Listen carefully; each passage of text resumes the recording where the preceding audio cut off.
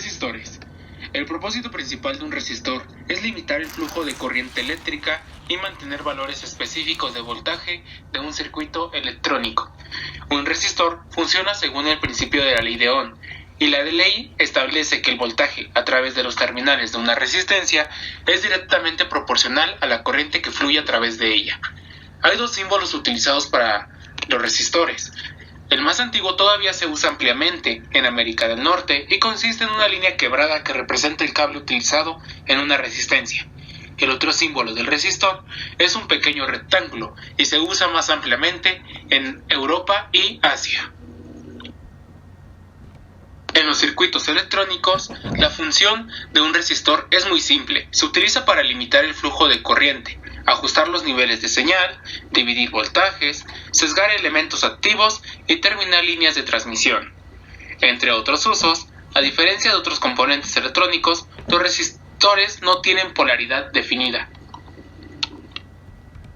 Cuanto a sus características, un resistor es un componente eléctrico que tiene dos polos o terminales que permiten su inserción en un círculo para proporcionar cierta restricción a la corriente eléctrica a medida que fluye. Un resistor también es simétrico o toma la forma de un dipolo lineal. Estos resistores se construyen colocando una capa extremadamente delgada de grafito sobre un material aislante y cubriéndolas con una capa de pintura aislante. Los anillos de colores están pintados y un código de colores que corresponde a los dígitos del 0 al 9 determina su valor.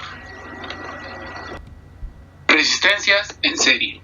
Dos o más resistencias se dice que están en serie cuando cada una de ellas se sitúa a continuación de la anterior a lo largo del hilo conductor. Cuando dos o más resistencias se encuentran en serie, la intensidad de corriente que atraviesa a cada una de ellas es la misma. Para calcular el valor de la resistencia, simplemente se suma el valor de cada una de las resistencias para así tener una resistencia única. Resistores en paralelo. Los resistores están en paralelo cuando sus dos terminales están conectadas a los mismos nodos. Los resistores en paralelo comparten el mismo voltaje en sus terminales. Para los resistores en paralelo, la resistencia total es el inverso de la suma de los inversos de los resistores individuales. Para entender un poco mejor, puse dos ejemplos. Del lado derecho tenemos un circuito con 4 resistencias en paralelo.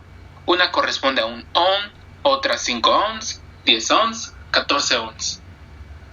Sustituyendo en la fórmula, nos da una resistencia total de 0.72 ohms. Del lado izquierdo, tenemos una resistencia un poco más simple. En esta solamente se tienen 3 resistencias en paralelo, que corresponden a 2 ohms, 5 ohms y 10 ohms. De igual forma, se sustituye en la fórmula y nos da una resistencia total de 1.25 ohms. Para encontrar la resistencia total, solamente es sustituir en la fórmula sin importar el número de resistencias en paralelo que se encuentre en nuestro circuito.